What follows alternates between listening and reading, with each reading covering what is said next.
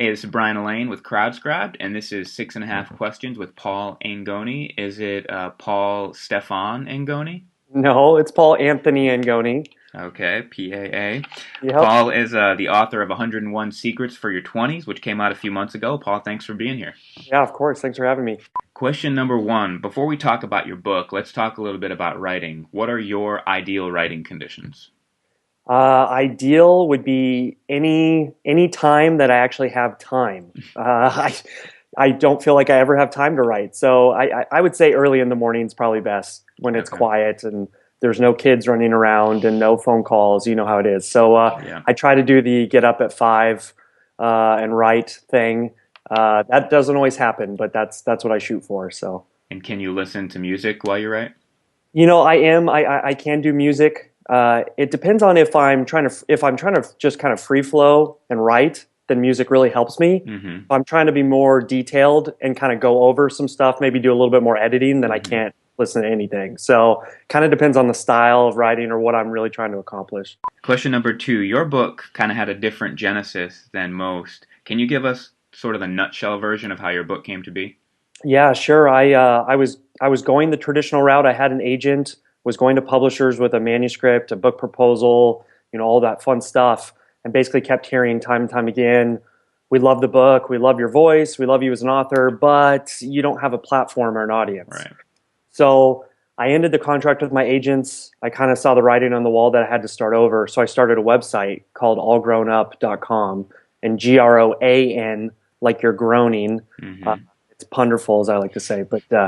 And then basically I wrote one blog post. I wrote for about a year, a small growing tribe. And then I wrote this blog post called 21 Secrets for Your 20s that took off virally, mainly through Pinterest, of all Okay. places. Yeah. And so just the sheer amount of sharing and the new visitors and the bigger tribe helped me kind of now pitch that to a publisher, and we And create. let me stop you for a second. When you say took off through Pinterest, how big did it actually take off? It was sharing probably. It crashed my website twice in the first week. Wow. I really didn't even know how much it was sharing. So by then the first week, I think it had like 20,000 pins, and now it's been viewed about 1 million times, just Wow. that one article. So it really kind of took the site into a new stratosphere and kind of gave me that leverage to say, yes, here's my platform. Yep. And so that Pinterest pinning directly led to the book deal. Exactly. I kept telling publishers, no, there's an audience here. There's an audience here. They want this message, and they kept saying, prove it, prove it, prove it. Yeah. Kind of nice that it was literally 20 somethings themselves sharing it with friends was the only reason that it kind of took off for me. It wasn't any gatekeeper making the decision for me. It was a lot of my audience making that decision for me. Question number three, out of all the parts of writing a book, you talked yourself about the free flow, maybe at the beginning of a project versus some of the editing at the end. What part of the process gives you the most energy? Yeah, I would say it's kind of those beginning middle stages when you're just getting ideas out and you're thinking up stuff and you're just kind of going to the deep places in your mind to figure out, is there anything left still in there? And when you hit on that one idea that kind of takes off and it starts leading you down a path you didn't ever plan or expect, I think that was huge for me. And that's what gives me the most life. It kind of you feels like you're discovering treasure every time. So that was huge. Question number four, what surprised you the most about the book writing process? I would say how intense it is. It was a really intense process. I had a really tight deadline as well, so it was a Okay. little. Well, I had about a month and a half to Wow. go from blog post to full size manuscript, and so I actually ended up handing in a manuscript and my signed contract at the same time Wow. because it took about a month for even the contracts to get signed. So I would say just the intensity of it and the pressure. You Yeah. oh, I've got a book deal. It's amazing. I've got it all figured out. When really you're still trying to write it and you're still trying to do that in the process. Yeah. So a lot of intensity and pressure. But sometimes, that's what helps bring out the best stuff. Hopefully, that kind of added intensity to the project. And why the rush on getting the manuscript done? Was it because of a holiday coming up? Was it because you wanted to strike while the iron was hot with the Pinterest? Yeah, it was a little bit of that. It was kind of this idea that we didn't want to wait 2 years and do this long delayed thing and then Mm-hmm.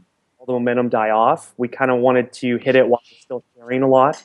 And so that's why, when they look at the sales schedules and they have to, project all the way out, it's like, well, to get it out within 8 months, here's the schedule and here's everything that we're going to have to do Yeah. for a month and a half deadline. So I agreed to it. I thought it was a great idea. I was encouraged that they wanted to move so fast. You Yeah. hear all the stories about it taking 3 years from contract to when you actually see your book. So I was like, if you guys are ready, I'll make it happen. Question number 5. Of the last 10 books that you've purchased, how many have been digital versus print? Man, I would say I am probably 7 print, 3 digital. Okay. So I still like the feel of a book. I still like to have it in my hands. I like to just write on it, take notes on it, and do it in hand. I feel like so much of my life is digital, and I read so much digitally already that sometimes it just feels like like a sigh of relief not to be looking at a screen. But I think that'll continue to shift as I travel more and do these things. It just makes more sense to just grab it on the Kindle and read it on the plane. Question number 6. What advice would you give to a 20-something who maybe hopes to one day be published? Man, I would say, it's kind of the advice of the last 5 years here is build that platform, build an audience, start writing. Don't wait for anybody to give you a yes to write. Start writing.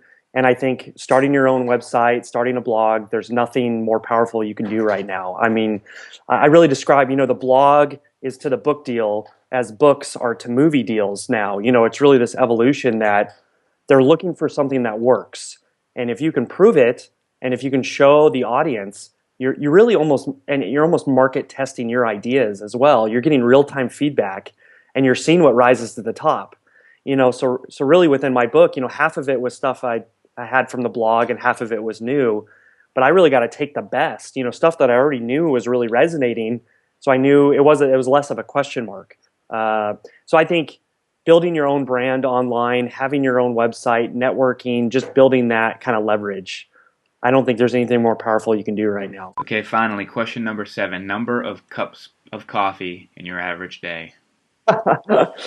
Well, I guess those big cups. I don't know if it actually goes into one of those Trenta big gulp.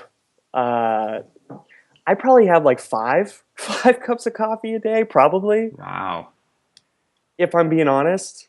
You can be honest. I have a 9-month-old and a 2-year-old, Okay. and I had a full-time job and another full-time job. So yeah, it was usually the 5 cups of coffee that was the only thing keeping me going. Well, you can find Paul online, like he said, at allgrownup.com. And to connect with readers and authors, find great books, and maybe publish one of your own, visit CrowdScribed.com. Thanks so much for your time, Paul. All right, thanks, Brian.